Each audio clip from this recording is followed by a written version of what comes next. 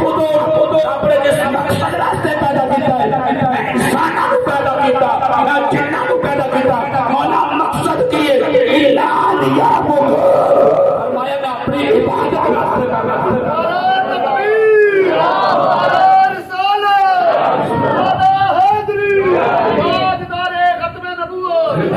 भेड़े कहते सिमरा के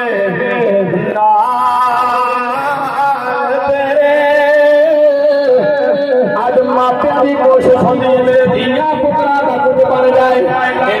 जमीन पानी बन जाए, घर पार बन जाए, किससे कुछ कर तू गुरेज नहीं कर दे, हलाल हराम की सजा पहचान नहीं गई, तू मर जाने आओ फिर साथियां सदाइयां पहचाने आए, अंदर मस्जिद बन जाने जनाजे दी चार पाई टेटे होए सिंधे जनबी कहंदे सन मियां मोहम्मद मकसदी नूं उतर बड़ी ताजदार खड़ी जगह ते जान तो बाद इजाजत देनी मैं दरबारे खड़ी शरीफ जाना चाहना हां या साफा देने के जेड़े कहंदे सी ओए मरांगे नाल तेरे अज होना भी